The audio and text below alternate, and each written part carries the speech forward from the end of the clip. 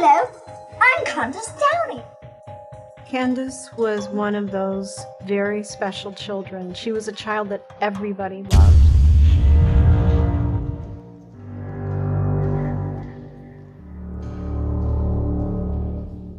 Hai, Assalamualaikum, selamat datang ke Amriz TV. Okay, kepada subscriber aku ataupun yang baru subscribe aku, mungkin korang kenal aku daripada video ni. Aku tak sangka akan dapat sambutan yang macam tu. Dan ada yang komen suruh aku buat konten seram lagi. Ada yang suka video-video seram aku. Ada orang suruh aku teruskan dengan konten seram. So, untuk video kali ni, yup, aku akan buat lagi video-video macam tu. Dia masih lagi berkenaan dengan video yang macam ni, but lain sikit. Aku tak tahu sama ada aku nak masukkan satu cerita ataupun dua cerita dalam satu video.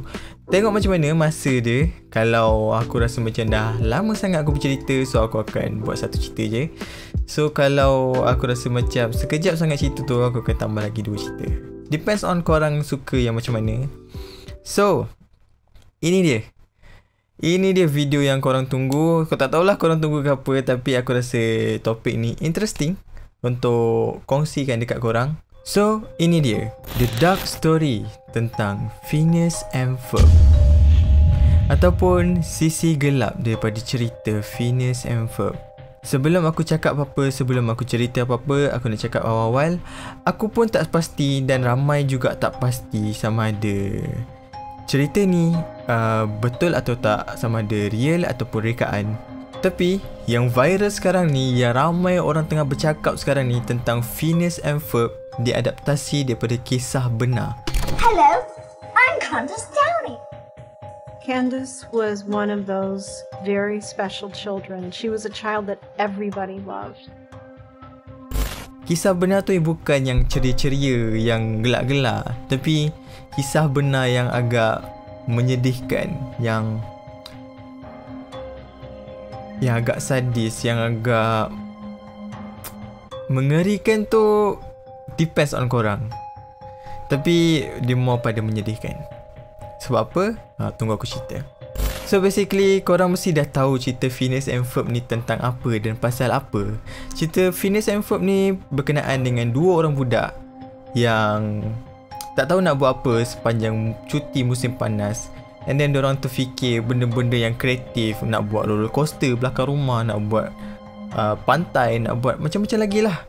Dan kakak dia ni selalu nak kantoikan projek-projek diorang dekat mak dia. Tapi bila nak tunjuk kat mak dia, benda-benda tu hilang. So basically itulah dia punya storyline dia sepanjang episod, sepanjang musim. Tapi sebenarnya kisah Phineas and Ferb yang diadaptasi daripada kisah asal ni mengisahkan seorang remaja perempuan bernama Candace Flynn yang mempunyai penyakit mental ataupun lebih kepada penyakit skizofrenia. Skizofrenia ni macam aku sebut dekat video sebelum ni, dia selalu berhalusinasi, selalu berimajinasi, selalu cakap sorang-sorang. Benda tu tak ada kat depan dia, tapi dia nampak benda tu ada kat depan dia. Itulah skizofrenia. Keluarga Candace Flynn ni bukanlah keluarga yang harmoni yang macam kita tengok dekat serial animasi.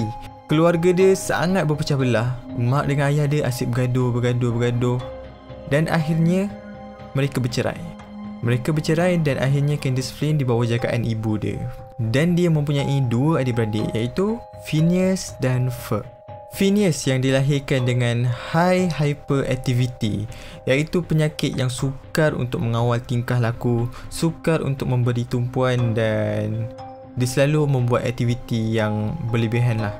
Dia macam susah nak kawal diri dia, susah nak kawal tingkah laku dia. Dan lagi seorang Ferb. Yep, Ferb juga dilahirkan dengan penyakit, iaitu penyakit mental retardation yang membuatkan dia lumpuh dan sukar untuk bercakap ataupun dia tak boleh nak bercakap. Okay, aku rasa cukup sampai situ aku cerita pasal detail. So far korang boleh relate tak tentang ciri-ciri diorang ni yang aku cerita tadi dengan animasi diorang? Ferb dengan yang tak banyak cakap, and Candace pula jenis yang asyik nak kantoi ke adik-beradik dia dengan penyakit skizofrenia. Dan Phineas pula yang selalu buat reka bentuk ni, reka bentuk tu. Selalu dia macam, dia je lah yang selalu keluarkan idea untuk buat benda-benda tu. So korang boleh relate tak? Okay, sekarang ni aku nak skip terus. Aku tak nak cerita panjang lebar. Aku takut korang tak faham. Kalau aku cerita panjang-panjang lagi, takut korang mengantuk ke apa kan. So aku nak skip terus sampai ke babak yang penting. So babak yang aku nak skip ni, dia agak menyedihkan lah. Phineas, adik Candace. Phineas ni selalu kena bully dekat sekolah. Tapi sampai satu masa tu, pembuli dia ni macam terover, macam keterlaluan, sampai membuatkan Phineas terbunuh. Yep, Phineas terbunuh. Dan Candace pun tak dapat nak terima kenyataan tentang pemergian adik dia ni. Dengan Ferb pula tak boleh nak bergerak, tak boleh nak bercakap. And then dia punya skizofrenia dia mula memain peranan. Dia start create satu dunia imajinasi dia, di mana Phineas dan Ferb selalu buat benda-benda yang gempak, benda-benda yang hebat. Diorang selalu beradventure, pergi sana sini. Sebab tu dalam animasi, bila Candace nak bagi tahu mak dia tentang apa yang adik-adik dia buat, tentang apa yang benda-benda gempak adik dia buat, mak dia datang je hilang. Sebab in real life memang tak ada pun kat situ. And korang boleh tengok ekspresi muka mak dia setiap kali Candace bagi tahu. Mak dia macam tak endahkan pun, tak pedulikan pun, sebab mak dia tahu Candace ada skizofrenia. Don't you get tired of this? What do you mean? The same old routine every day? Doesn't it ever get, I don't know, boring? And makin hari makin menjadi, Candace ni tak habis-habis bagi tahu mak dia adik-adik dia buat something yang luar daripada jangkaan. Adik dia bina kebangunan lah, bina roller coaster lah, apa-apa macam-macam lah. Dan mak dia rasa macam dah tak tahan dah. Mak dia rasa macam penyakit Candace ni makin teruk, makin berjadi-jadi. So mak dia bawa lah pergi ke doktor pakar, iaitu berjumpa dengan Dr. Hein Doofenshmirtz. Ya kot, itu sebutan dia. So bila berjumpa dengan doktor pakar ni cakap lah yang Candace ni ada skizofrenia, bla bla bla bla bla. So Dr. Hein Doofenshmirtz ni bagi dia ubat, bagi Candace ubat. Tapi ubat tu bukan untuk pulihkan dia. Ubat tu buatkan Candace bertambah buruk, bertambah menjadi-jadi dia punya imajinasi dia, dia punya halusinasi dia. Sampai ke satu tahap yang Candace ni dah tak tahan dengan dia punya halusinasi. Candace pun dia tekad untuk bunuh diri dalam bilik dia. Dia bunuh diri dan ditinggalkan satu diary menceritakan tentang kisah pengemaraan dia dengan adik-adik dia. Adik-adik dia selalu buat benda-benda yang menyeronokkan dia, memori-memori dengan dia. So daripada diary itulah terciptanya cerita Phineas and Ferb. Mak! Phineas dan Ferb buat tajuk lagi! So, apa pendapat korang? Cerita ni fake atau real? Sebab aku buat kajian, ada yang orang kata benda ni real, ada orang kata benda ni fake. So aku tak nak korang ambil 100% daripada apa yang aku cakap. Korang kena buat kajian korang sendiri. So aku harap korang anggap benda ni hanya satu hiburan, satu information, dan korang tak anggap lebih daripada tu. So macam mana guys? Aku rasa cukup untuk satu tajuk je kot. Kalau aku tambah lagi satu tajuk, aku takut video ni drag ke 20 minit atau 30 minit. Aku rasa korang pun tak berminat nak tengok panjang-panjang macam tu. So, apa pendapat korang? Patut aku cerita satu-satu ataupun aku tambah je 1-2 cerita dalam satu video?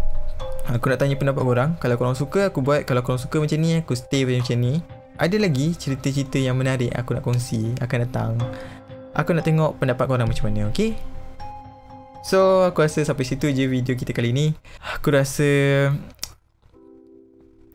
macam tak percaya video sebelum ni tentang aku buat tajuk lebih kurang macam ni dapat sambutan yang aku tak jangka. And sekarang ni maybe dah cecah 5k lebih view. Alhamdulillah, aku rasa korang pun kenal aku daripada video tu, kenal channel aku daripada video tu. Itu buatkan aku lagi semangat nak buat video YouTube, konten-konten yang macam ni. So aku nak cakap thank you sangat-sangat korang. So kepada korang yang dah tengok video ni, jangan lupa join the family. Jangan lupa hit that like button, hit that subscribe button. Jangan lupa turn on the notification supaya korang tak terlepas video-video yang aku post. So aku tak tahu nak cakap apa dah. Semua benda aku dah cakap. Aku just nak cakap thank you sangat-sangat sebab support aku. Thank you sangat-sangat. So I love you guys. See you in the next video. Bye.